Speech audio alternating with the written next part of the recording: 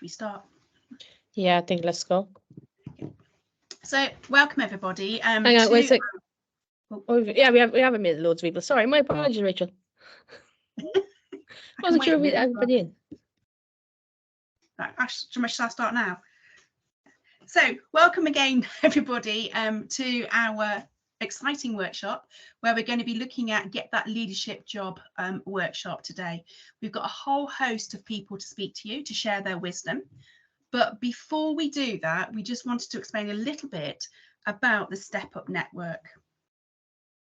So who are we then as a Step Up Network? I think we're sort of filling that gap that hasn't really been filled before, where we're really trying to help people who are either new leaders or they're aspiring leaders. So those two groups of people, new and aspiring leaders. And when we're talking about leadership, what do we mean? Well, we're talking about all kinds of leadership, but in particular, middle leaders and senior leaders within schools. I think it's really important for you to realise that we are a grassroots network, but we're also run by volunteers. However, we are also a network for Teach First ambassadors and non-ambassadors. So that gives you a little bit of flavour of who we are, but I want to dig a little bit deeper into that so that you can get a bit more about who we are. And in particular, I want to look at our golden circle. I want to look at the why, the how, and the what. So why have we come together? So we come back to those two groups again, those who are new into leadership and those who would like to step up into leadership. So maybe you're new into leadership. It's quite scary, quite lonely to begin with when you're new, or you might feel that you're not quite trained enough, or you feel underdeveloped and you'd like a little bit more help in those areas. And we're trying to fill that gap. Equally, you might be wanting to step up into leadership or equally step down to a middle leadership from a senior leadership. And you might feel that you don't have the necessary skills or the know-how in which to do that. So we really want to help people into those two groups to help them do whatever it is they need in their leadership journey. So that's the why. So how are we going to be doing this? Well, we've got 5 ways that we're going to be focusing on: networking, connecting, supporting, collaborating, and sharing. And we're going to talk a little bit more about each of those through our what. So what are we going to do in those 5 areas? So how are we going to be connecting? What are we doing there? Well, this event tonight is one way in which we are connecting. But also we've got other events coming up, which Elaine will talk to you about towards the end. We've also got regional networks, and Elaine will also mention some of those towards the end of the session. We're also very keen on supporting people. We have on our website, so do check out our website. We'll talk a bit more about that at the end as well. But do have a look at what we've got on our website. We've got a leadership directory there, and we've also got access to links toward different coaching courses and coaching support. We also really want to collaborate, not only with you, but with others as well. So different partners and different sponsors. We're also very keen on sharing through our website, sharing through blogs and newsletters. Have a look at what we're doing on social media. We've got some exciting podcasts coming forward, and also hopefully a jobs board all on our website. But networking is at the heart of everything we do. None of this can happen if we don't keep networking. So that gives you a little bit more about our why, our how, and our what. So building on the theme of collaboration, these are some of the networks that we collaborate within our Step Up. So our Early Career Net, which is the Early Career Networking Group. We've got Teach First. We have our sister organisation, which is EdConnect, which is specifically for our early career teachers. So that's a network that, again, similar to ours, where it's run by volunteers. That is specifically for early career teachers, those starting out and taking their first steps. And ideally, what will happen is that they'll start with EdConnect and then progress into our network, taking their step up. We also partner with Headsphere, which is a company that's run in terms of looking at teacher well-being. So these are some of the groups that we partner with. Then we look at who else we're collaborating with. So these are a number, all familiar organisations, I hope, to everybody. So you've got Women Ed, and we're grateful to have Kate and Vivienne, who are here tonight, who are part of Women Ed. We've Heads Up for Head Teachers, our diverse educators, Hannah Wilson, Chartered College of Teaching, and the Pastoral Network. So all of these, it means that we can amplify the messages, we work with each other, collaborate, and ensure that we are creating those opportunities for everyone.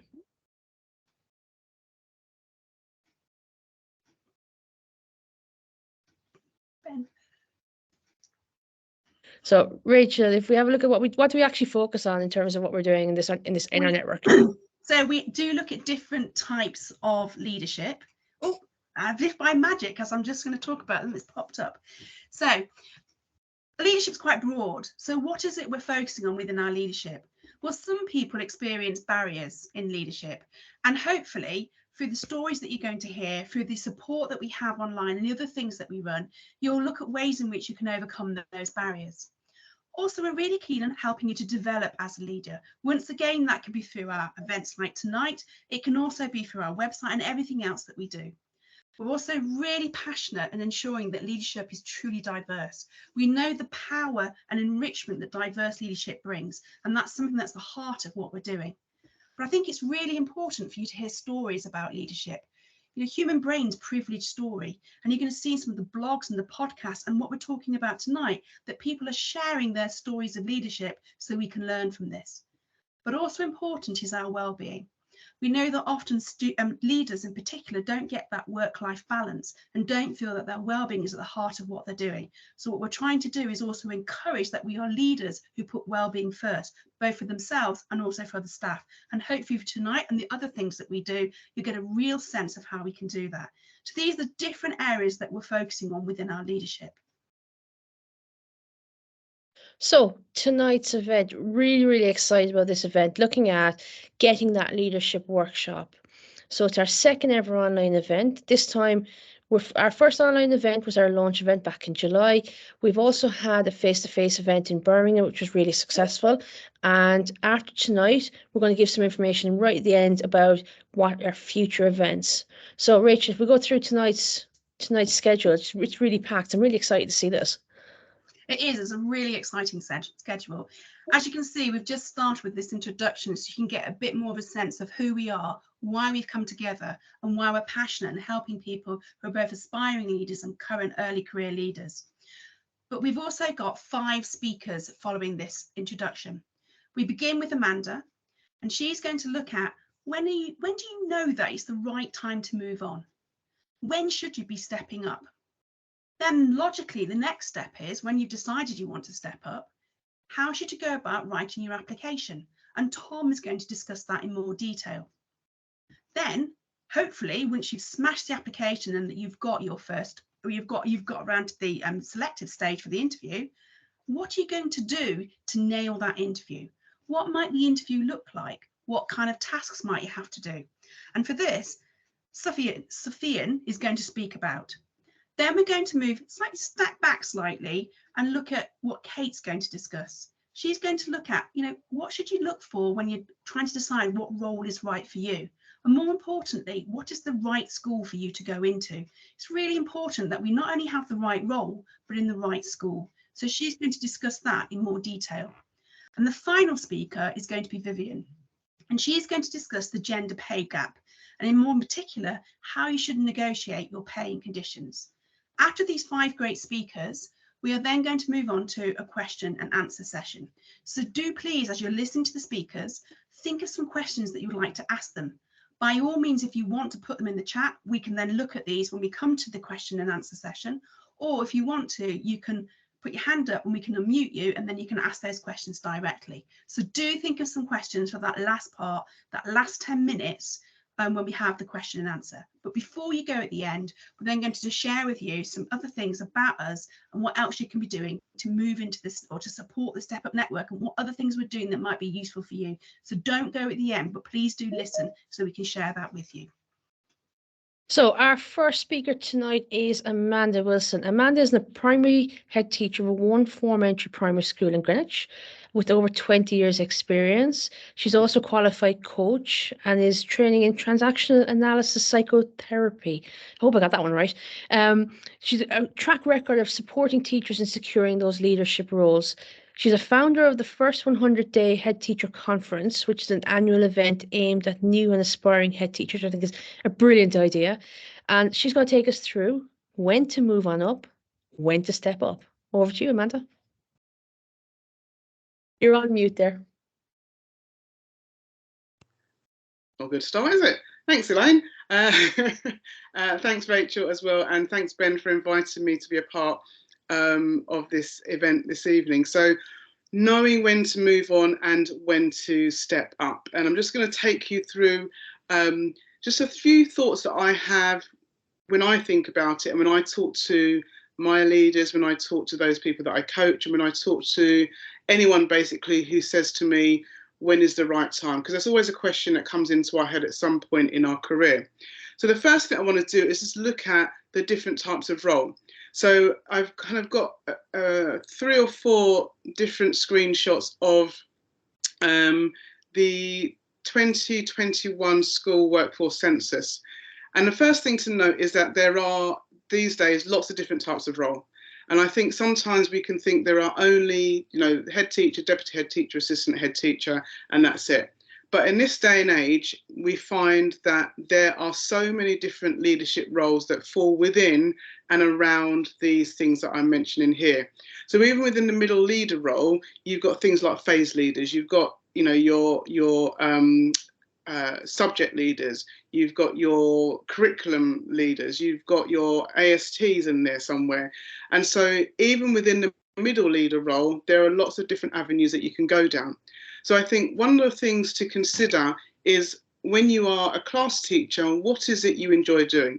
And I think about myself when I started teaching back in 2002, and my degree was in computing. I really liked computing, and I was involved in a project in a school that I worked in Newham. And my first role was as a computing lead, or ICT coordinator, as it was back then. And I wanted to do that role because I liked computing. I like computers, I like technology, I liked all that kind of thing. And I thought, actually, for a role that I'm going to do and I'm going to do well, I've got to do something that I'm going to enjoy. And for me, there is no point doing anything if you're not going to enjoy it. So the first thing is to consider what you enjoy doing and what you think that you would be able to bring value to, because that will then determine what role you go for and what role you apply for. The next thing when it comes to senior leadership is looking at the leadership population. And again, this is sort of data from the workforce census. They kind of do it every few years. So this is the most up-to-date data. But if you look at the senior leadership population, I just wanted you to focus on the figures and the fact that there are lots of jobs out there. There are lots of leaders. And for me, some people always kind of think, okay, is there space for me? I think this graphic shows you there's room for everybody. It's about making sure that you are clear on what it is you want to do and where it is you want to go. And sometimes you're not clear. I had no clear roadmap. I had no clarity in terms of, I never planned to be a head teacher when I became a teacher. I never planned to become a head teacher when I became a deputy head teacher. I never planned to be a head teacher when I became a head of school. It was nothing that was in my plan. I didn't have a 5-year plan. I just about had a 1-year plan. I was kind of like, I enjoy my job. You know what? Something then struck with me in terms of, actually, I think I'm ready to move on to my next role. So I think sometimes we get this idea that we see people who are doing a role, they've been in post for 3 years, 4 years, 5 years, 10 years, and you think, I should be doing what they're doing. They're applying for an assistant head teacher job. They're applying for this leadership role. They're applying for that leadership role. For me, it's not about looking what everybody else is doing. It's about waiting until you know you are ready and in that place. Because if I had looked at what everyone else was doing, and if I'd have decided, okay, I can see my contemporaries applying for headship, I can see the people that I trained with or became an NQT with moving into leadership roles, I probably would have gone in at the wrong time.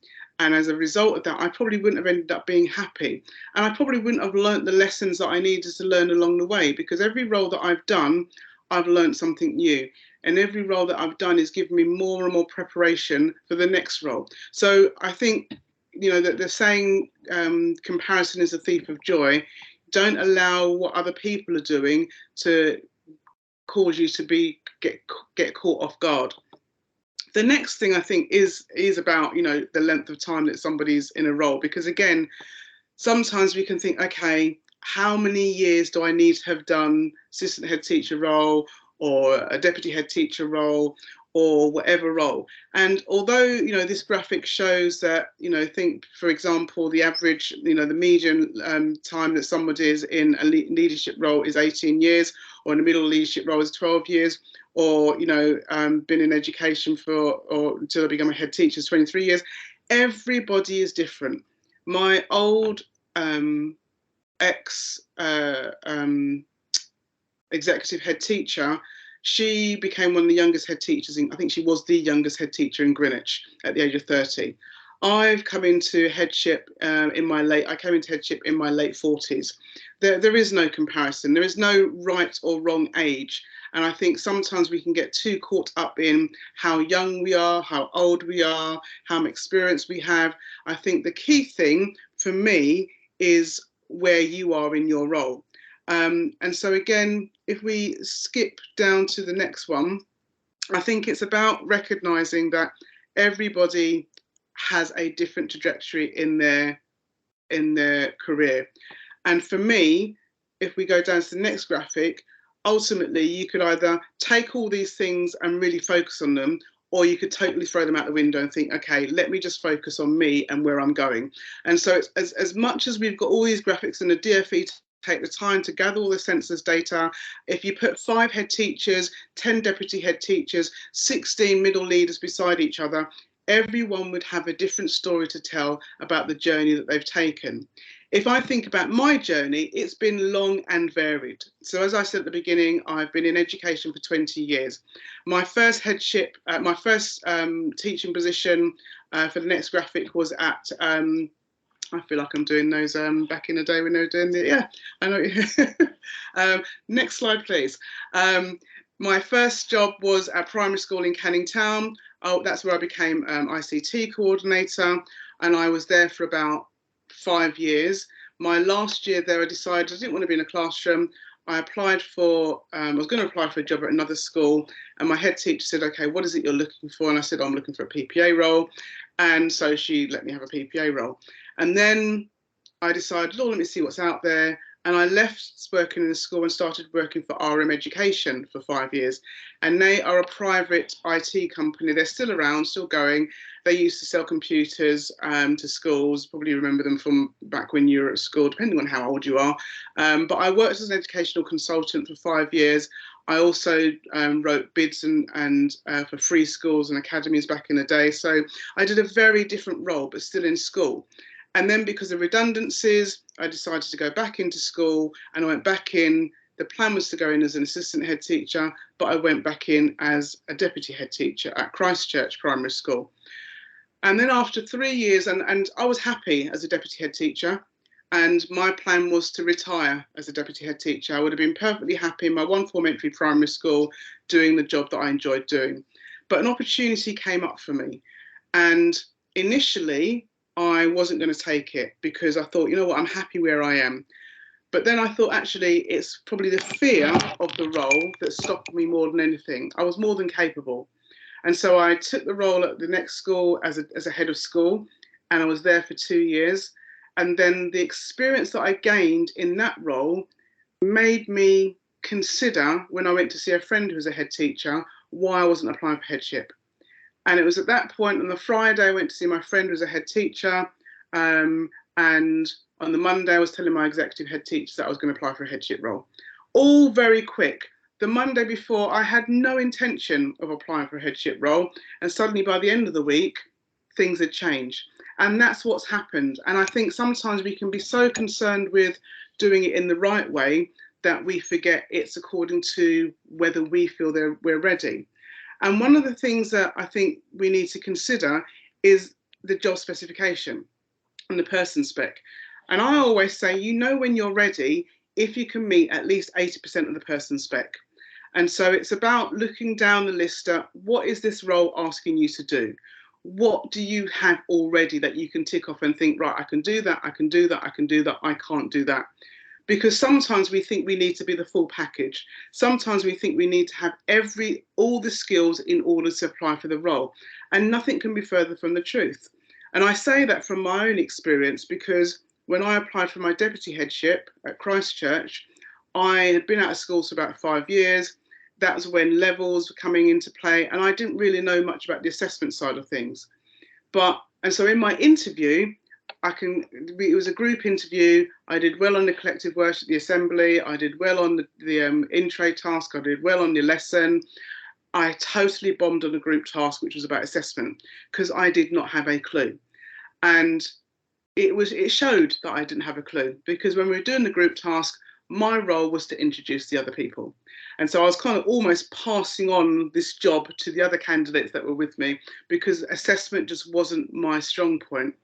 However, when it came to the interview went well. And at the end, when I was asked, what are your areas for development? My answer was assessment.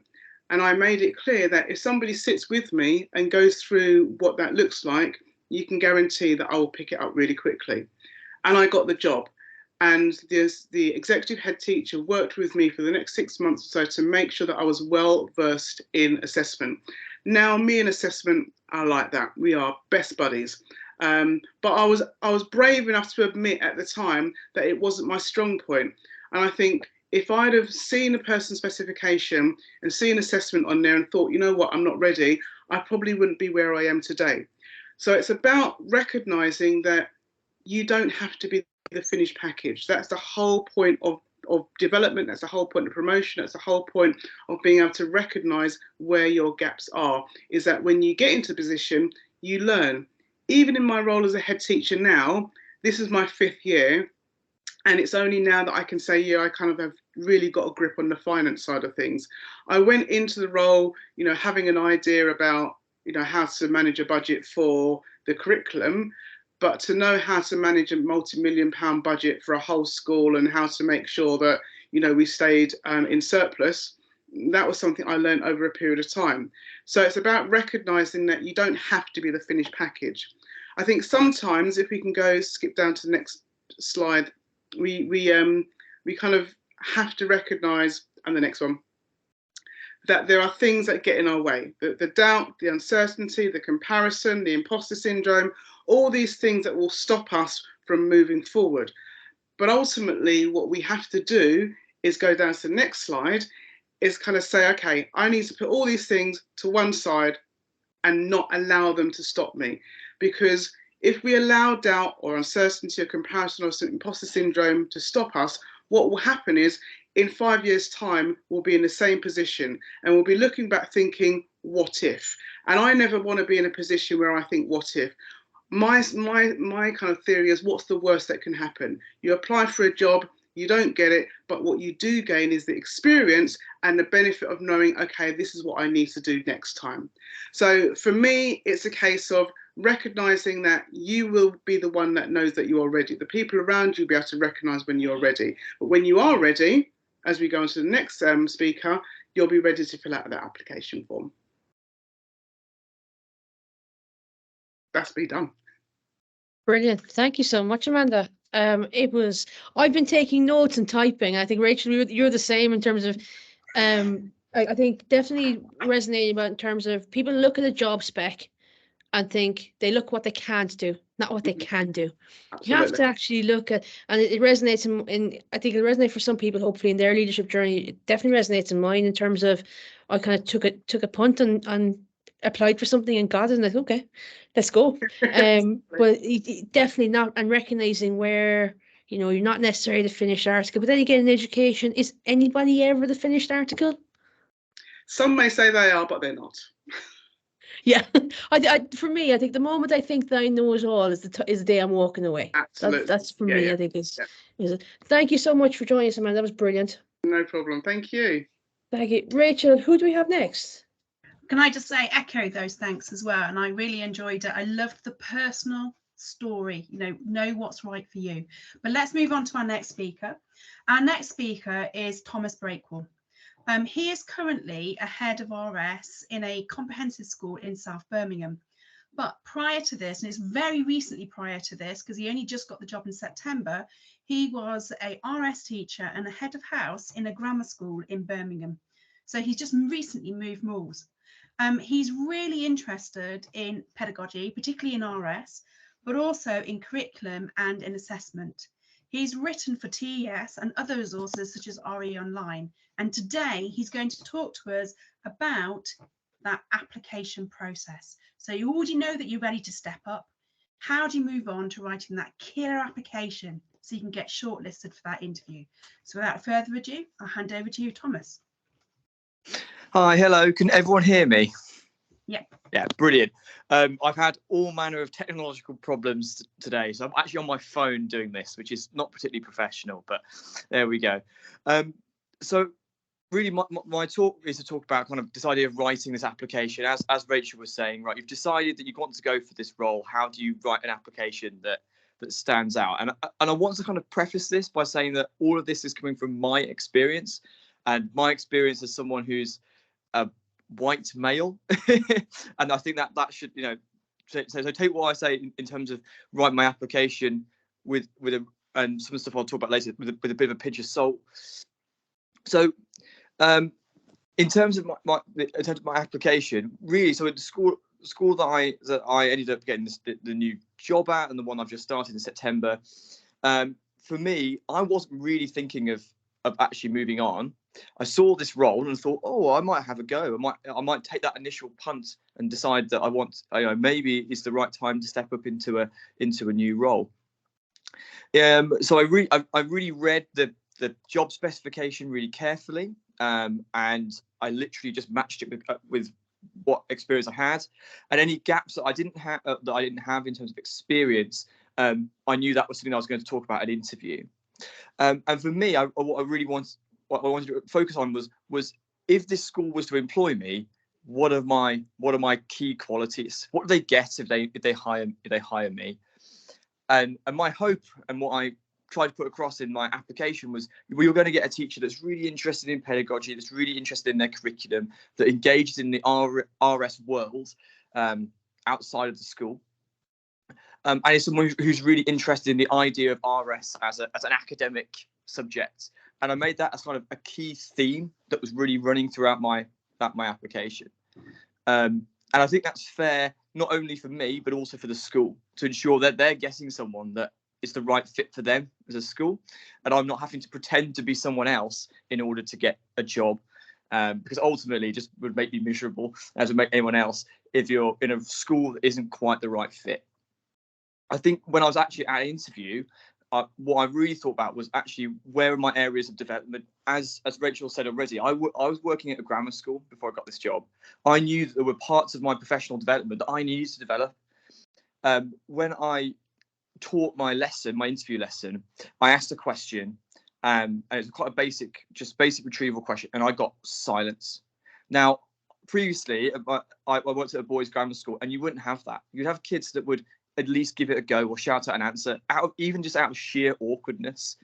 And during my interview lesson, you didn't have that. So when I was asked to reflect on my performance in the interview lesson, I could talk about actually what I probably need is to acknowledge that I've been out of teaching in a comprehensive school for a while. These are the parts of my development that I would probably need. I need to go and observe some experienced teachers. I need to sit down and really, you know, make sure that I understand the behaviour system and in place in the school, because it's very different to what I had in my previous school, but at that point, the current school. So that level of honesty, and that level of honesty should come across in your application. I'm not going to pretend that I was the expert teacher. Then the school aren't necessarily employing an expert teacher as such, although I hope that, you know, I'm a teacher that's continually developing, but I'm someone who has real experience in terms of curriculum design and an experience in terms of subject knowledge, and that's something that for me was a real kind of selling point. So as well as my values and what matters to me as an individual and as a teacher, what skills do I have, and for me, that's as an academic, and aspects of my teaching will have to be developed over time because of my context in which I taught previously, and hopefully, I mean, I got the job, so I hope that it worked. And actually, at interview, I was against someone who was a lot more experienced, but I guess because I was honest in my application in terms of what my experience I had and experience I didn't have, and I was really clear in terms of my values, they could come across not just on paper when I wrote that initial application, but it was a common theme throughout the interview. So when I had the pupil panel, or I had an interview with members of staff, the consistent theme was, look, if you're going to employ me, it is someone who is academic, someone who cares about RS in this case as an academic subject, etc. So I don't think I've said anything particularly groundbreaking, and I'm aware of that.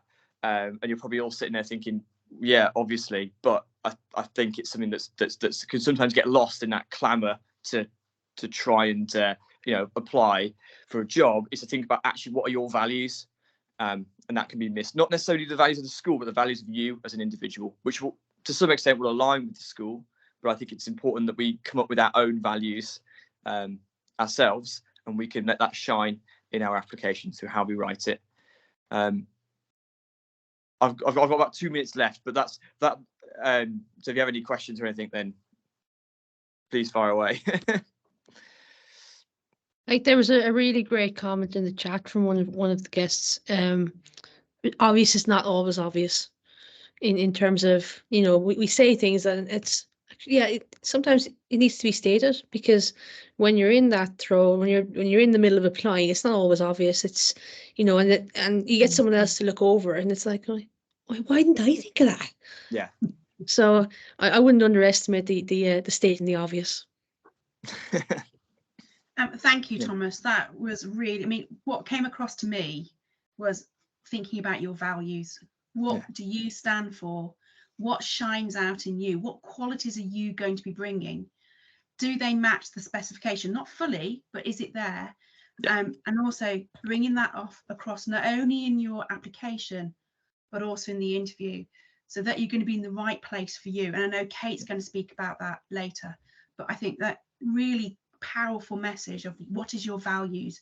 Obviously RS being the best subject, not that we're biased, of course, you could really talk about what you were bringing with that rich subject knowledge and that good curriculum understanding. So thank you so much. That was a very powerful and inspirational talk. I'm going to hand back over to Elaine now to introduce our next speaker. Our next speaker is someone who's I've actually admired from afar for quite a while. I've spoken via Twitter and things like that. Sufian, I'm delighted to introduce you to this. So we've connected via Twitter. So to give it a little bit of background, he's the director of the teaching school at Children Learning Trust, a really outward-facing trust. Check out their CPD catalogue on YouTube, by the way. It's something absolutely amazing. He's got responsibility for overseeing 2 regional hubs in the southeast of England, a fellow and a board member of the Chartered College of Teaching, as well as a fellow for the Chartered Institute of Education Awareness, an active role in numerous charitable organisations, including the incredibly successful Racial Equity Network Dinner in Luton that's held every year, that's sold out in record time, I think, this year again.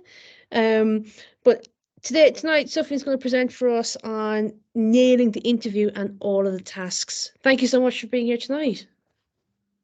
My absolute pleasure. Thank you for having me. Loads of people admire me. Elaine, you're not alone.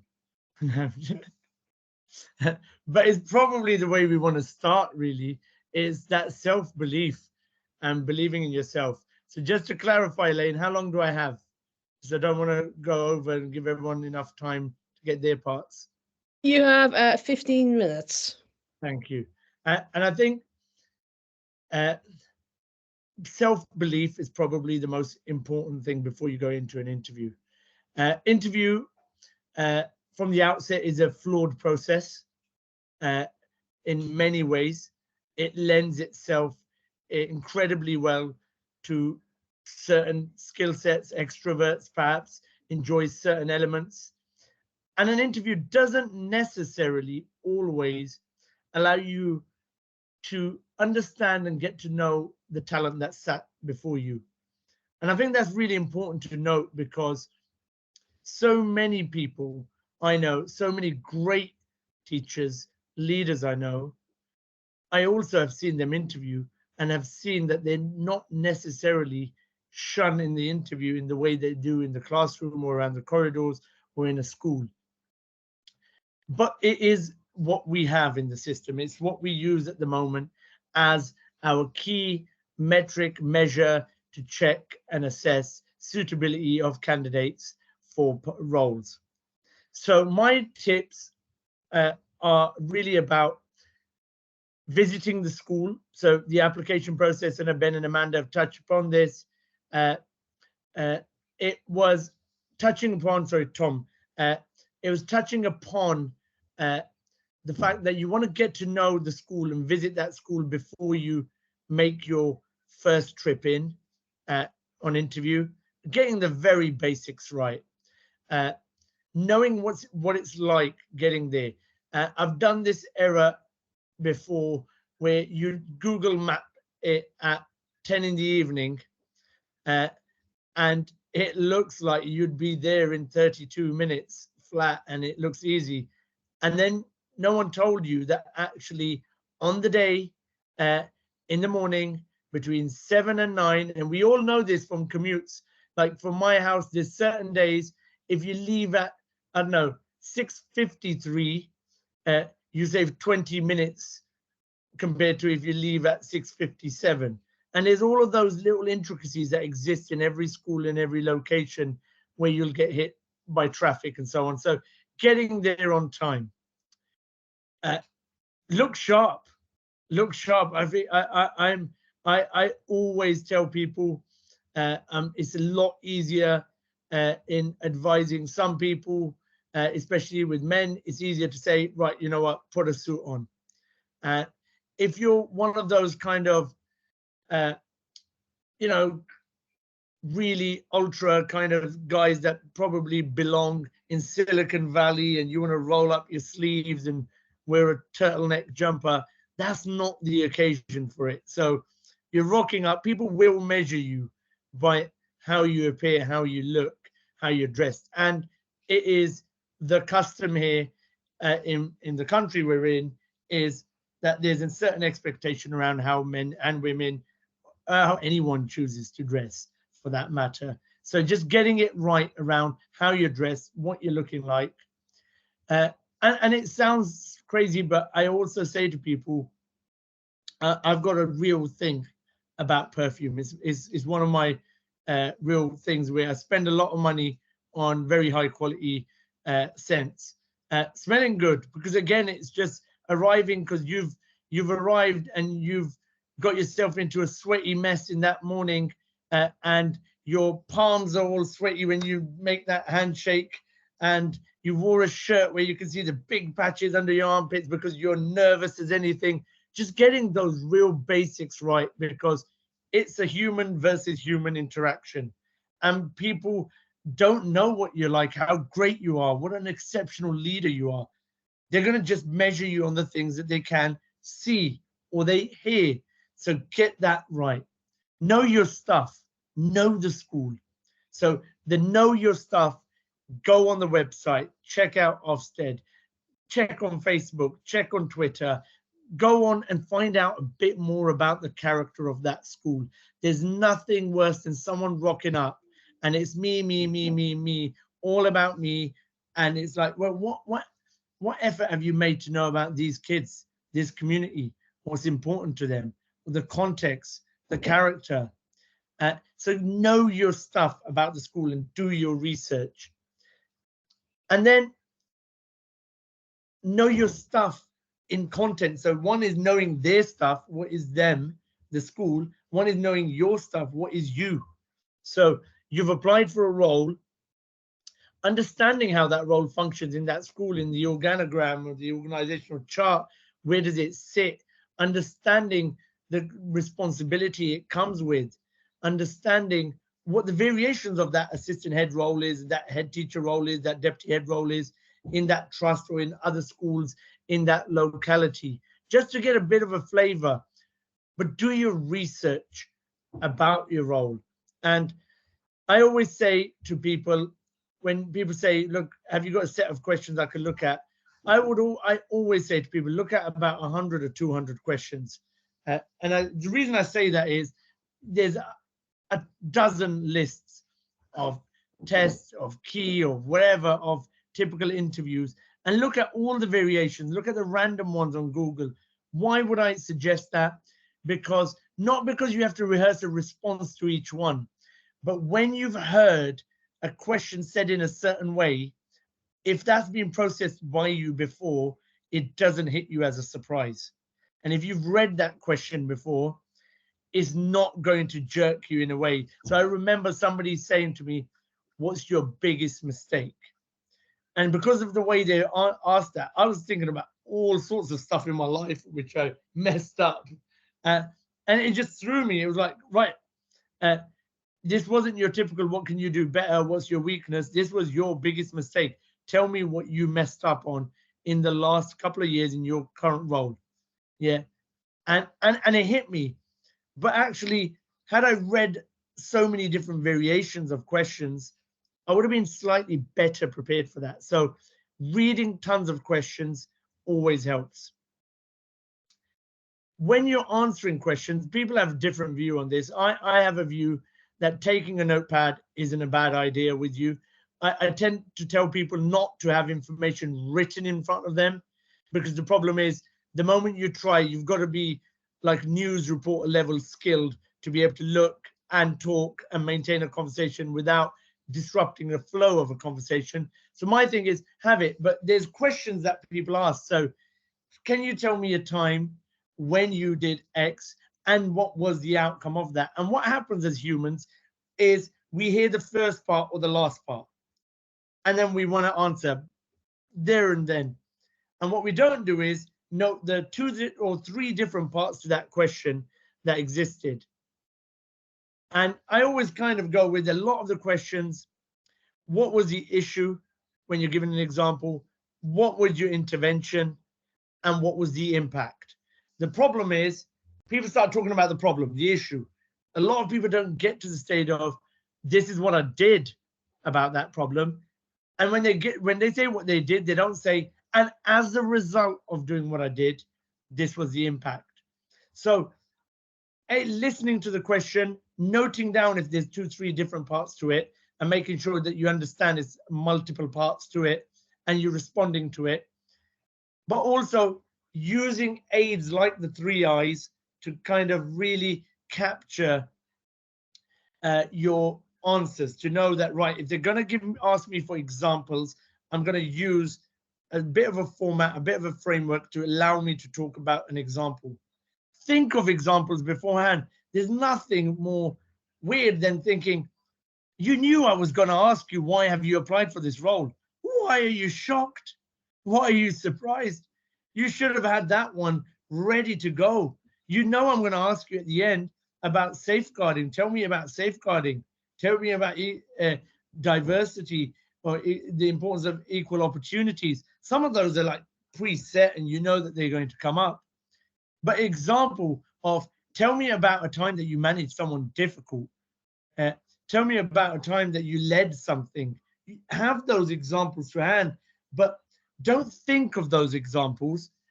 My advice to people preparing for an interview is say them aloud. So I always say to anyone I'm preparing for an interview, voice note me the answers on WhatsApp. I'll listen to them while I'm driving home, and I'll voice note you back. But I want to hear it, because you think you know the answer. What you haven't done is heard your answer in the way it sounds when it's said out aloud. And that hearing yourself out aloud is really important. Some people don't like doing it. I love doing it. I love hearing myself. I love looking at myself. I'm weird like that, and I accept that, and I know that's a problem I need to work on. But some people hate hearing the sound of their own voice, and therefore what happens is the idea of recording, listening to themselves, isn't it? So you're a really passionate leader, but when it comes out as waffle. How do you stop it coming out as verbal diarrhea there and then? How do you format it in a way? And what happens if you're preparing and you're doing voice notes, and 2 days later when you listen to that voice note and you get over the cringe listening of your own voice, you think, what am I saying? I'm not making sense. I know what I wanted to say, but that's not what I said. understanding, listening to yourself, preparing yourself. I always also ask people to watch yourself back. Importance of eye contact, importance of looking, importance of not being monotone. You can see I'm totally ADHD in every part of the way I often present. I'm constantly moving around. I struggle to sit in one place. But where are your hands? So I always say to people, right, put your hands on the front, because there's nothing weird than somebody doing their knuckles. Where are your hands? How are you sitting? How's your posture? How are you looking at all of the different people? And I do that if I was presenting in an assembly, if I'm presenting to staff. I know I always go with an M formation in any presentation. I will look at the first person on the far right. I'll look at the back right. I'll look at the front, middle. I'll look at the back again. And then I look at the front left.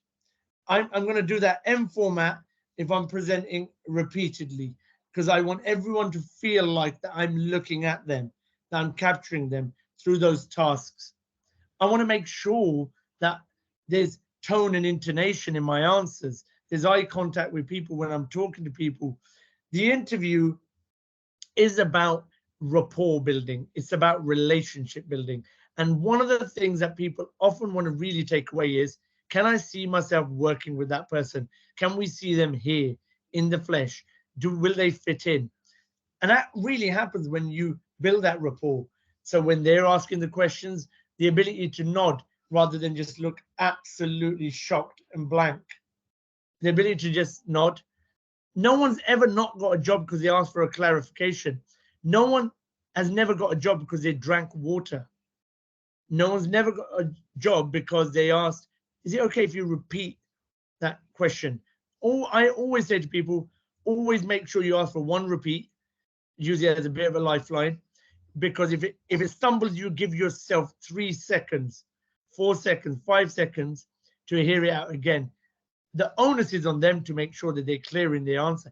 If their question's not clear, because if they've gone off the script, sometimes people ask questions that are not clear. Ask them, could I just ask you to clarify that? Are you asking for? Double check. And these are things that, oh, drink water. They always pour water. No one drinks water at interviews, but they pour it. Take a moment to take a little sip, to just buy yourself a moment to calm down and to get yourself. When preparing for presentations, I always say to people, before you prepare yourself for the presentation, if you're walking in a staff meeting, if you're walking in an assembly, prepare yourself by doing 30 star jumps and then starting your presentation. Not in front of them when you're practicing. Don't ever do star jumps. Don't say Sufian said do star jumps on interview.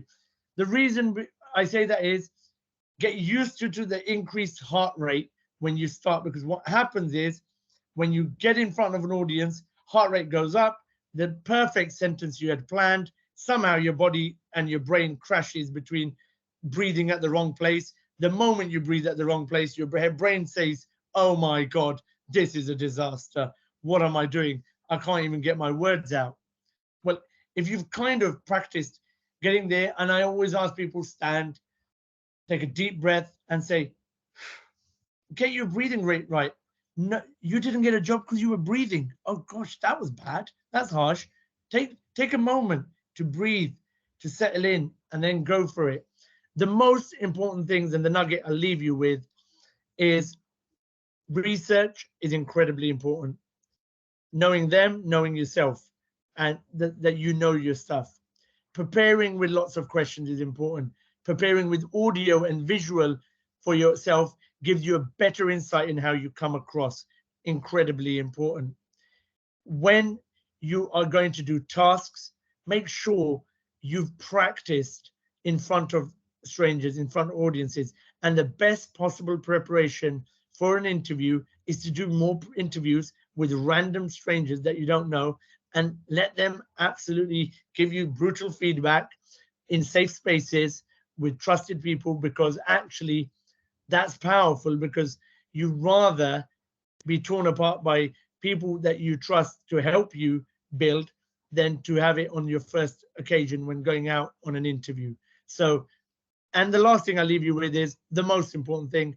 If you are going for an interview and you do need any help, I'm very happy to listen to the voice notes. I'm very happy to watch the videos, and I'm very happy to tear you apart in a mock trial to give you all of the best possible preparation. Thank you very much, Elaine.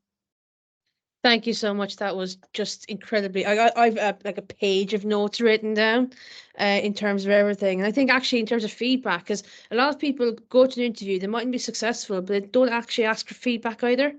And I think that's kind of important as well. There was one comment, it was a #fan moment, I think I saw in the comments. I'm not sure if you can see the comments as well, but that was absolutely powerful. I'm going to try and tweet some of this later. I've been writing notes. I think, Rachel, you're the same, scribbling hastily.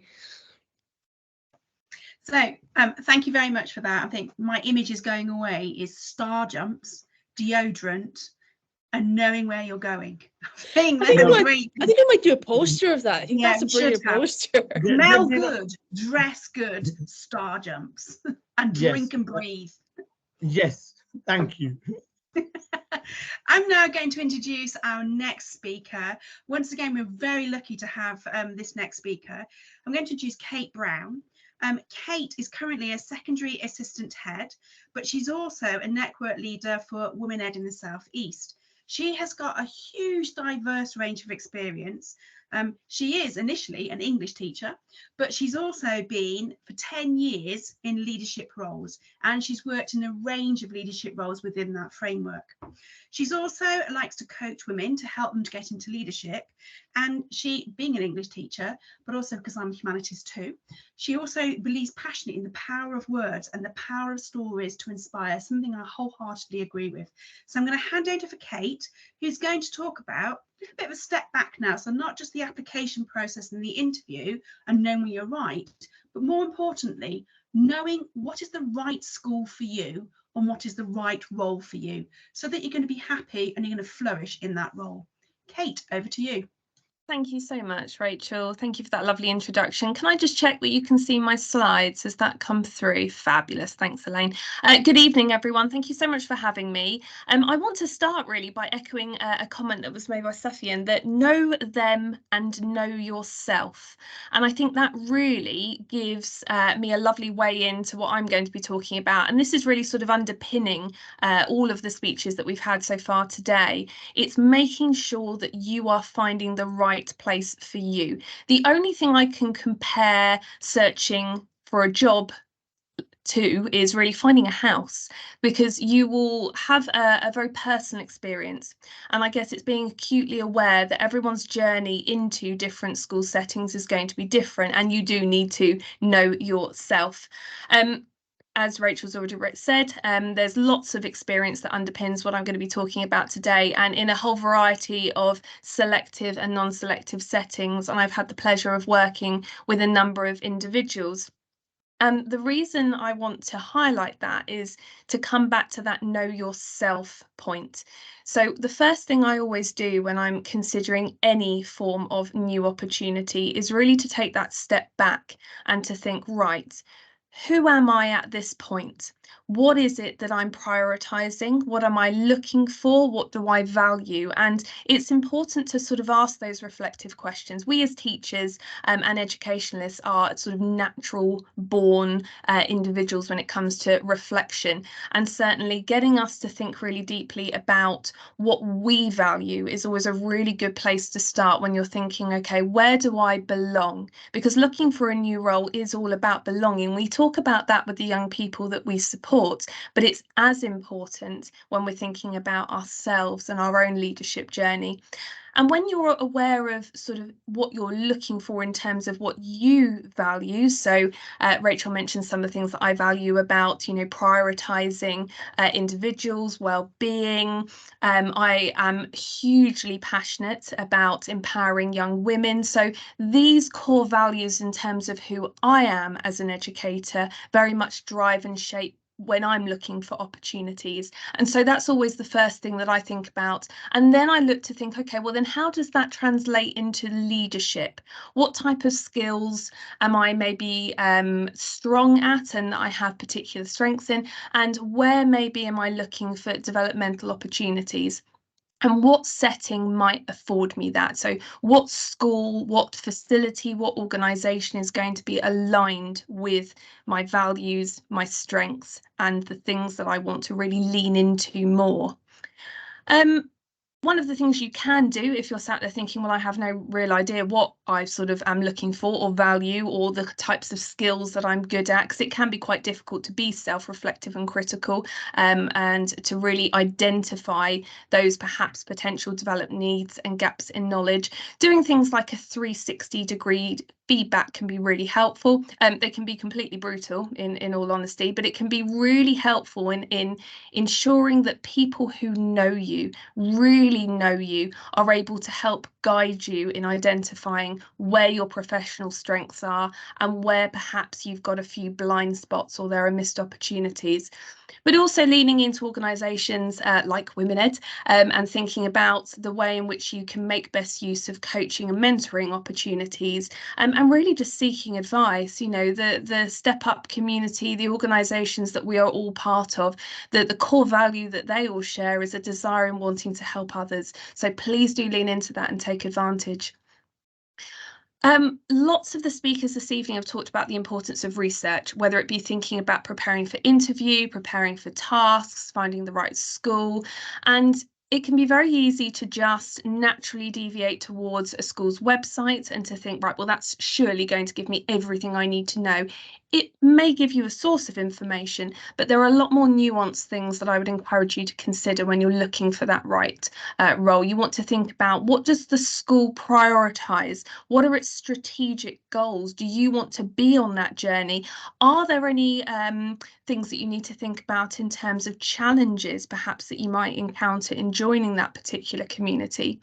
So looking at or asking to see things like the school's development plan. I've never been afraid, and I would encourage you to as well, to have a really open discussion with a school community and saying, great, okay, well, you know, these are the things that I value and this is what I know I can bring to the role, but how does that align with your vision?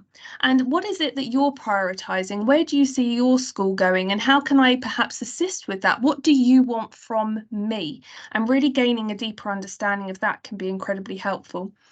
In addition to that, understanding the systems and structures. So it's been spoken about this evening, thinking about how your leadership role might fit into the broader school structure, but better understanding things like the board of governance. Is it part of a multi-academy trust? And those broader school structures can be really important. And this is a key one. Understanding the decision-making hierarchy and thinking about, okay, I want to come in as a enthusiastic leader and I want to have impact. How will I go about doing that? Who do I need to ensure that I'm working with? Because one of the nuances of perhaps leadership is that if you're joining in particular, I would argue a senior team, you are one prong, one sprog on the wheel. And actually the only way in which things will move forward is if you are working collaboratively. And so it's understanding how you will sit within that wider team and where those responsibilities lie beyond your own individual role.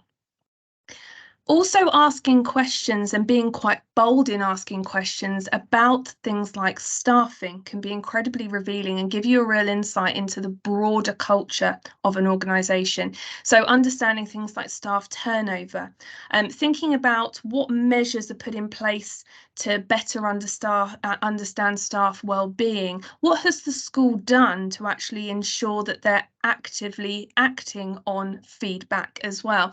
You know, lots of schools will seek feedback through questionnaires, annual questionnaires, parental surveys, student voice, but what are they actually doing with that information? So don't be afraid to ask the question, you know, so could you tell me a little bit about what sources of information you've sought over the year? Have you got feedback? Who from? And what did you do with that? What impact has that information had on your decision-making process. You know, it's a two-way process. It comes back to the idea of it being a bit like buying a house. It has to be right for you as much as you have to be right for that community. And it's only when those two things align that you get something really exciting in leadership. Now, finance, this can be a challenge in lots of settings, and just being aware of the financial health of the school is really important. If you are on that trajectory up and assuming that you want to perhaps step into a head teacher or an executive head role, really having a good understanding of the financial health of a setting can be important. You know, our good friends at the ESFA can often be a support in helping us move things forward financially. But it's great if you do have financial independence as a school. And once again, good financial health will enable a setting to really embrace opportunities. And sometimes you might have to think a bit creatively if you don't perhaps have a great financial budget. So, you know, leaning into partnerships and understanding, okay, if the school perhaps does have budgetary constraints and you've got all these amazing ideas as a leader and you want to drive things forward and you've got these priorities and the school values X, Y, and Z, how will you achieve that perhaps without monetary investment? And really sort of digging a little bit deeper there as well can be quite important. It's been mentioned before, go and see the school, but go and see the school when it is alive. And what I mean by that is if you can prioritise a visit during the day. It's, you know, so easy when we have such busy professional lives to actually think, no, I'll go after school. I can nip over at the end of the day and have a chat with some of the teachers, but you don't get that same real sense of the community in action. And it's so different when the students are there. They are the lifeblood of the school. So really do, if you can, embrace opportunities to go and visit, have a look round, ask the questions, meet the young people themselves. So really making sure as much as possible that you are asking probing questions, be bold. Remember that this is an important step for you and you need investment in as much as you investing in that school community. So look at a range of sources, consider things beyond just what is on the website. And remember that actually you can tell a lot from things like what the school publishes on its social media channels, the types of non-statutory policies that schools might have. I'm always delighted whenever I see that a school has a menopause policy, for example, because that tells me that actually they really value well-being and they're not just paying lip service to it. But also make sure that you are going to see the school and embracing those opportunities to meet the people that hopefully you'll be working with. Thank you very much. Thank you so much for that, Kate. It was really inspiring. Just more food for thought about what we should be doing when we're getting the right place for us. There's some really beautiful tips there, like, you know, ask them about the school development plan. I've never thought about that by going there, but, you know, whether that aligns with what you can bring, you know, how can you support that moving forward? And there's other tips as well to find out those more nuanced information about the school that you wish to apply to. So thank you so much for that. But I can generally see a theme running out throughout all of our speakers about knowing yourself, knowing the place that you want to go to, you know, and being really well prepared, but also taking the leap and don't expect yourself to be fully ready. I think all of that is coming across in all our speakers. So I'm going to hand back to Elaine now, who's going to introduce our final speaker before we move into the Q&A session. So Elaine. Yeah, so I think it definitely, one of the things from Kate's session was about, you know, it's right, and I think Sufian mentioned it as well, right for you, right for them. And it's very much like that. So we are now on to our keynote speaker tonight. Again, another person that I hugely admire, and I love the fact you're wearing your purple, Vivienne. Your actual Women-Ed hoodie, available on the website. Plug there. You're on mute there, Vivienne. It's so cold, so I'm fully up. So to introduce Vivienne Porritt, OBE. Is co-founder and currently the global strategic lead, one of 6 for Women-Ed, which is a global charity with 42 networks in 19 different countries. I had to double check that because it keeps growing. Every time I look at it, it's a different number. Women-Ed is a community that empowers and elevates aspiring and existing women leaders in education. As well as that, Vivienne supports school and trust leaders with vision, strategy, professional learning, development, and impact evaluation. You've just stepped down as the Vice President of the Chartered College of Teaching after 4 years in post, and also holds several, several governance posts. Former secondary school head teacher. She is the co-author of the 2 Women Ed, soon to be 3 Women Ed, co-editor, I apologize, of 2, soon to be 3 Women Ed books, and is going to deliver her keynote tonight on the gender pay gap, how to negotiate your terms and conditions for you. Over to you, Vivienne. I need to put my. You should be able to click share. Right. And then you should be able to select your screen from there. I'm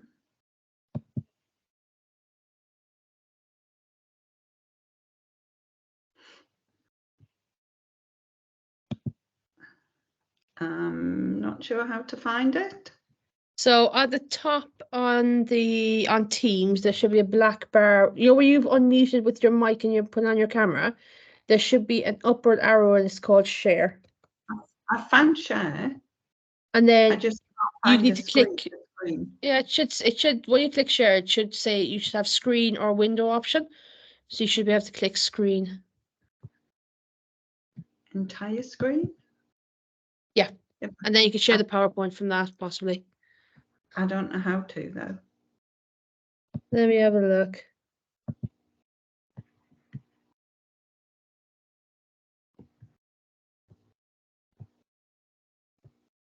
Where does the PowerPoint need to be?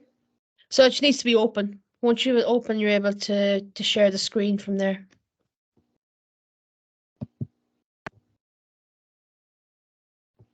How do I press screen once it's open? And then so you go back into Teams, click share, and then click screen. Go back into Teams.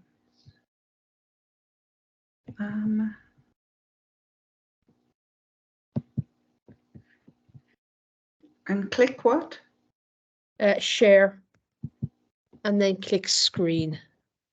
Yeah, it's not doing it.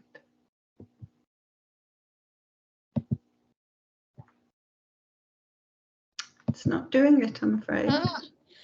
Ben, Ben is in the background somewhere. Have you got? Oh, hang on. If screen's not working, Vivienne, where it says share screen, I found it. Oh, look, there you go. yes, there you can go. see it. Brilliant, fantastic. Now we can see it. Can you see that all right? Yes, we can. Absolutely. Brilliant. I've loved dropping in and out all evening and listening to people. And then I got a little bit concerned but I've decided it's really good because we're all saying the same thing. So there's a fabulous thread of messages coming through, and you'll see that absolutely once I start what I want to say with my very first point. So I'm talking about negotiating pay and conditions. So you've followed all the brilliant advice from everybody this evening, and you've applied, you've been offered an interview, and you're deciding whether you want to take the post. So I want you to think about the things you want to think through about when you get that offer, what do you want to discuss about it? Negotiation is sometimes thought of as adversarial. Somebody has to win, but I don't want you to think that at all. Negotiation should be a win-win. Both parties have to feel at the end of the negotiation and at the end of the discussion that both sides are very happy with the end result. So keep that in mind always. And what I'd like to go through is, I suppose, and I hope, to sum up what everybody else has brilliantly said. And I'm going to start with knowing what you want. I think we're often a bit concerned if you're having an interview that you've got to think about what the school wants. And you do, but you equally have to think about what you want. Our jobs are difficult jobs. They're difficult enough as they are. If you're in the wrong school, then I often think they're virtually impossible. So you have to be very clear on what you want. Let's see it as a win-win. You get what you need, the school gets a brilliant teacher or leader. Then we'll look at applying, we'll look at the interview day, the offer, and when you're in the job itself. And you have to go to do an interview believing that you're going to be in the job. My best piece of advice is to project yourself into the role for which you are applying and talk as if you've got the job. Be very clear on that. Okay. Oh, and be proud of who you are. You've got to do that as well. That's essential. Because if you're not proud of who you are, the school won't be proud to appoint you. So again, win-win. So this is my take on know what you want. You've got to be able to answer the question, why this school and why this job? You need your own convincing answers to both of those questions. When I became a head teacher, I was thrilled with the first school where I was a head teacher. And looking back now, with the wisdom I've gained since then, it was the wrong school for me. I loved it. We had a fabulous time while I was there. We did a really brilliant job for the students, for the staff, and for the community.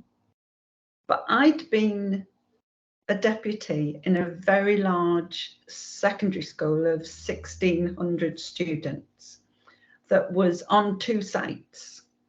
And to go from one site to the other, it was 1.25 miles, so you had to drive. And for quite a few of the years of being a deputy there, I was often the only deputy in the school for the 2 sites, because both the other deputy and the head teacher were seconded at various times. So I'd had a lot of experience of what you did day to day to ensure a school kept ticking over. And the school I went to was a smaller school with not as many students and not a 6th form. And in a way that meant I was having to pick up some of the work of what to me was a deputy's role, because we just didn't have as many bodies really. And I didn't think about that. I thought a smaller school would be a great first start. So whatever the job is and whatever the school, why this school and why this job? Why are these the right ones for me to explore? You need to have very convincing answers for you. And picking up what Kate was saying, absolutely research the school thoroughly. Know everything you can possibly get to know about the school, and absolutely go and visit during the school day. Kate's bang on about that. And a comment for women about this, please, because as a chair of governors, I was on lots of panels and often offered to talk to candidates for the schools where I was chair of governors. And very often women couldn't come on a visit because they said they didn't have time. And they said that to me when I asked them on the telephone call why they didn't come. You have to put yourself first if you're going to apply for a school. You have to give yourself the time to answer those first 2 questions properly and to know the school as thoroughly as you possibly can. And the old advice is always best. Go and stand outside school at the end of the school day and walk away a little bit from the gates or from the drive of the school, and see what happens when the entire school community spills out into the neighbouring areas. See how the students conduct themselves out of the school, because that tells you a lot about the culture of the school. And finally, in knowing what do you want from the opportunity that this job will give you? What is it going to help you to do in the future? What are your goals and ambitions? And how is this school helping you to achieve those? So know what you want. And if when you are applying, you want them to say, yes, please come and to interview, I take a slightly more left-wing perspective on the application you should be writing, because the application you should be writing is an application of somebody already in this post. So if you're applying to be a head of faculty or a head of year, or you're applying for a teacher learning responsibility, put yourself in that role and talk to them about you in that role. And to do that, you have to know what your strengths are and your successes. And you've got to be very clear on your impact and the evidence of your impact. Not bland impact, not saying everybody thought it went really well, or all the teachers gave great feedback. I want to know what's the difference you've made in the impact you've had. How has it improved things for students? In what way has it made things better for staff? So your examples have got to be very clear, very spot on, especially if any governors may be there. They like utter clarity and they like it to be very clear and concise. And be ready to talk about your ambitions. So the old-fashioned question is, where will you be in 5 years' time? But there will be versions of that question asked. So what are your ambitions? What do you want to do?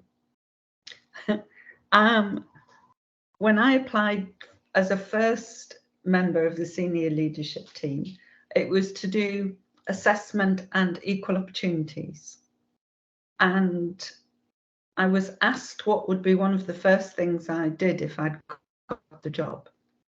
And I said I would change I would unscrew the nameplate on the head's office. I would take it away and throw it away. Can you guess what it said on the head's nameplate alongside his name? It said headmaster. So that was gone. That was immediately gone. If I'm applying for a post for equal opportunities, I just said I'd change the note on your door. And he said, oh, I was going to do it. I was going to do it when you arrived in the job, for example, and we'd have a grand unveiling of changing our language. I said, no, there's 6 months to go before then. It's got to go today. I'm very clear, very concise in what I want. And if they didn't like that and they weren't happy with me saying that, I didn't want to work for them. So you've got to be clear of your ambitions. What do you want to achieve? And you've got to be very clear and very concise. Don't tell stories about yourself. Just say your strengths, your successes, your ambitions, what you are offering the school. Make it very clear that if you are going to be in the role you're applying for, you want to do this and this and this, and it would be good for the school because. So think about all of those points. It's a lot to keep in your head, so there's no problem. I don't think there's ever a problem if you've just got a small notebook and you wanted to put some numbers in that you needed to remember or anything like that. Okay, project yourself into the role and talk as if you're that role. That's the role they're going to pay you, so they want to hear somebody that's worth paying in that way. So the interview on the day. What I want you to think about is the fact that it's a two-way process.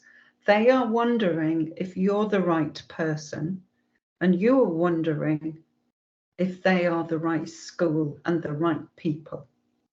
So, big question. As you go through the interview day, do you want to work there? Another little story from my experience. I went to visit a school. I went to interview for a school, and we didn't meet the head at the beginning of the day. We were shown around the school by other colleagues. We didn't meet the head in some of the other activities you do before an interview. The first time I saw the head of the school was at the interview, where he was sat in a panel. And I started my presentation, and the panel started giving each other glances and look at it. And then some of them started to almost laugh, which, you know, I thought, well, that's just rude. I wasn't thinking about, well, are they thinking there's something wrong with what I said? Because I was very confident in what I was saying. I just thought they were being rude. But I kept going. And when they started asking me specific questions, I realized why they were laughing. You know, not laugh out loud, but they were struggling to keep a straight face. And that was because I'd answered all their questions in my presentation. And they didn't know what to ask me, but knew they had to ask me the agreed questions. I was actually offered that post, but I said, no, I don't want to come to you, because the culture of the school for me was all wrong. I expect to meet the head of a school I would be likely to work at. So I wasn't going to go there. That wasn't right for me. I think I was probably right for them, but they weren't right for me. So what are their values? Do they coincide with your values? And what's their vision of education?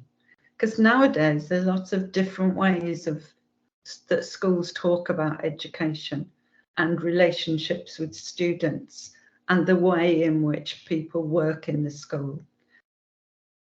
Whatever way they describe how they work in the school has to be something you want to be part of. And I think you've got to ask them about equitable issues. As part of Women Ed, we are always very concerned that while women are the majority of the workforce, they are not equally and equitably represented as leaders in the school. So I would want to look at the whole senior leadership team and the governance team. Is there a representation of women? Is there a representation of people of ethnic heritage? Is the school absolutely driven to look at equitable issues? And one of those is the gender pay gap. That's my university challenge subject for Women Ed, but I'm going to restrict myself, even though it's very hard in this presentation. Also think about the values of the school as in well-being of the staff. And what's the culture like? How do people talk to each other in the corridors? How do they talk to students? How do the students behave with each other? What does it look like on the playing field or the playground? How do the students get on with each other? What are the relationships like amongst teachers and teaching assistants or all other colleagues in the school that have roles but not in the classroom? Is flexible working offered? Is that what you need to work there? And what kind of professional development culture is there in the school? Are you going to be developed to continue with your career in education and in schools? What are the opportunities there? So all through the interview, you are looking and assessing at these aspects. Don't go there only preoccupied with what they are going to ask you to do. You need to be preoccupied equally with, in what way does this school work?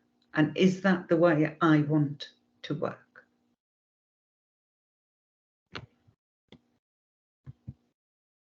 I couldn't avoid a little bit of the gender pay gap. So I would suggest you look up the gender pay gap of an organisation. Most trusts, you can look their gender pay gap up. So any organisation with 250 employees have to have a gender pay gap report by law, and it should be published on their website. But you can go on to the DfE's gender pay gap service. That's all you have to search for, gender pay gap service, and put the name of the trust into the name box, and it will tell you what their trust gender pay gap is, or the gender pay gap of a large school or a local authority. Because look at this, in 2021, the gender pay gap for head teachers aged 60 and over, on average, was £18,296 per year. Now it's an average, so that does mean that some people had a much smaller gender pay difference there, but it also means, as it's an average, that there were some people had more than £18,000 as an average gap. I came into the education profession because I believed it to be equitable and a profession all about morality and making a difference. It's not making a difference and it's not equitable if an organisation has a large gender pay gap. And education as a profession has one of the worst gender pay gaps out of all sectors. So find out about the gender pay gap, because that makes a difference in the next aspect I want to share. The offer. Do you want to work there? That's your first key question. If yes, you want to work there, and yes, they are offering you a job, please, please, please, everybody in education, don't do what I did. When I was offered the post of head teacher, I liked the school, I liked the people, and I just said, yes, I'm thrilled. But remember what I said? That in many ways, I already had a significant amount of experience in running a school. And what I should have said was, yes, I'd really like to work with you, subject to salary. I should have negotiated my salary. But I was just so thrilled. And we are, aren't we? After all the work, all the prep you've gone through, that you've learned from all this evening, we just go, oh, fantastic. Think carefully. Calmly say, subject to. Whatever is the issue you want to talk to them about. For most women, it would be salary, please, because of that huge gender pay gap. It may also be flexible working. It may also be professional development. Maybe you'd like to do a master's. Maybe you'd like to do, would they be happy for you to do an NPQ SL in a year or 2 years? Whatever you think would make it good for you to work there, subject to. Don't be afraid of it. You just want to have a conversation and say, I'd love to come and work for you. Can we talk about? And when I'm finished, I'll put in the chat the video on negotiating your salary that I've done for people to have a look at it. For most men, you don't need to necessarily do that because of, as the gender pay gap shows us, men are always supported in salary, but women need to do more work in this, in education. And when you're in the job, be proud of who you are, be proud of what you offer, your successes, your strengths. Use them. And so to get to be in the job, you need to know what you need and you offer. You need to know how you want to work. And everybody, please, and I didn't do this either, so learn from me. Please know when it's time to stop working each evening or at the weekend, because you want to be in this wonderful profession for a long time, and we need you all to be. So please know when it's time to stop working and start living during the week.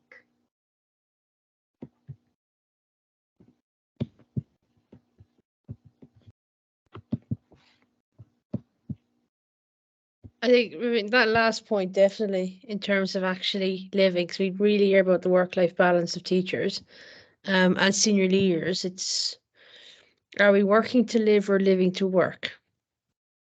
Absolutely. And we do both, because we're in a profession where we all want to give of ourselves and we want to make a difference for our students. So we do both, but we have to do both in a way that means we can keep doing it without killing ourselves. Yeah, I think that's, for me, definitely, it's one, work-life balance is one that we need to work on. I think everything in terms of, you've really summed up the entire session so well in one keynote. So thank you so much for presenting tonight. We're going to have a look. Is there this question? I know there's you've got the chat open as well, I can see. Are there questions? All of our presenters are still here. So, like, as you said about the gender pay gap for women is an absolute challenge. Please, I've put the link about the gender pay gap, the service, into the chat. Have a look and see, start having those conversations as well. I think that, people aren't aware. Building awareness is as important as anything else. So the next section is actually supposed to be a Q&A. So we've got a number of people who are, all of our presenters are still online. If people would like to either go hands up or can stick it into the chat. Or Rachel, have you got any burning questions? Because I've literally just made notes galore. I have an A3 sheet. There's notes all over the place, and it's a complete mess. But I know exactly where it is. Sorry, I've Rachel. got pages and pages of notes just like you, but I do have some questions, because I know sometimes people, when they've been bombarded with information, which is brilliant because it's been so useful information, sometimes it's quite hard to process that and think of what you might want to ask further. So I have got a question actually for our first speaker, Amanda. She mentioned, I think towards the end of your talk, you said, don't let imposter syndrome, self-doubt stop you from taking that step. I would just love to know what advice that you have to help you overcome. I don't know if it's because I'm a woman, I don't know, but I do suffer from that. So I would really find that beneficial. What would you recommend that we can do to stop that inner negative chatter that's preventing us from making that leap up? So Amanda, if you've got any advice on that, that would be lovely. Thank you. Yes, this is something I actually do a workshop session on, because I find it so fascinating, and it came from some research back in the 70s by two psychologists called Pauline Clance and Imes, and I think the crux of the matter when it comes to imposter syndrome is that it's something that's internal, and there's this, what they kind of found was that there's an internal sense, or a lack of internal sense of success. And so although those around you may be able to identify that you're capable, because of maybe things that you've experienced in the past, you're unable to see that for yourself. So it's about, a lot of the time, it's about recognizing where that's come from, why you feel that you're not able to do something, why you feel that you're not capable of sort of having that seat at the table, and changing the internal dialogue, because a lot of it is about what we tell ourselves. A lot of it is about how we allow ourselves to feed into, whether it's what society tells us, whether it's what we've learned from our family, whether it's what we've learned because of experiences in previous roles. It's about being able to turn that entire internal dialogue around and recognize if we have the skills, if we know we've got the experience, and if we know that we've got the capability, then we know that we should be able to go forward and do it. And a lot of the time, you know, we recognize behaviors such as, you know, overworking, overcompensating. We see things such as avoidance. We see all these behaviors that kind of culminate in imposter syndrome, because we have that fear or that worry that we're not suitable for the role. But ultimately, it's about recognizing that there's something internally that you need to be able to switch off in order to switch on your confidence to go for a role. Thank you for that. I think Vivienne said there's some essential reading to kick it out. I'd love to know what that essential reading is, Vivienne. I don't know if you've got any recommendations that you could come back on that one from. On imposter syndrome. Oh, have I not given it? Is it not? No, you just put the link hasn't gone through. Oh, is that the name of the book? No. It's a commencement speech for Smith University. And it's a woman demolishing the whole concept of imposter syndrome in a way that is just been created to just make women feel they have to self-limit themselves. It's absolutely brilliant. And it's a way of, exactly as Amanda was saying there, just showing that in many ways it isn't a real thing at all, but we are made to feel like it is. It's absolutely brilliant. I've got it up here, the link just hasn't come through, so I'll send it on with it. But it's absolutely essential reading.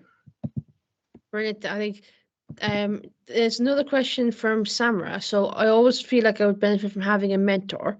And I think also mentoring versus coaching, I think, would be a good clarification as well. But I'm not sure if my mentor should be from school or outside of school. I believe I'm very capable, but not as outwardly polished as others. So Amanda or Vivienne, I don't mind. Both of you have coached leaders and have mentored. So inside school, outside school, or does it make a difference? I think it depends what you want and what you're looking for. And I think coaches and mentors are both very personal individuals, a bit like therapists, really. You have to find the one that's right for you. And so when it comes to a mentor, it depends because mentoring is all about finding somebody in the role that you want to do who's got the experience. So you might have that person in school, or it might be somebody that you prefer to have outside of school. When it comes to coaches, sometimes you want somebody who's got more of a distance from what you do on a day-to-day basis. So it's a very personal choice in terms of who you choose, and it's making sure that you choose the right person for you. Yeah, I would absolutely agree with that, Amanda. I think you can have coaches in school, and mentors for ECTs, for example, are always there within school. So if it's very much focused on some issues within school, I think a good coach in school is fine. I think if you want to be exploring issues that are concerns about school or worries about school, or whether you're not able to move forward enough at school, then an external person is good there. I do a lot of coaching for free, completely for free for women ed, usually on applications and interviews and preparing for those. But I also coach women who want more longer term relationships with a coach, because they want to be able to call on somebody whenever it's relevant and helpful for them. So it's horses for courses, isn't it, Amanda, really? You've got to absolutely find the right person for the right role. So I know Ben has just put it in the chat as well, because we're developing our mentoring and coaching directory so that we're there, that people can actually look on the website and see it. But definitely, I know I personally completely have benefited from coaching. Having that distance was important for my situation, and actually getting that clarity was really important. I'm just having a quick scroll through the so in the chat there is a feedback form, and if Ben, would you just share our PowerPoint again, if you don't mind, please?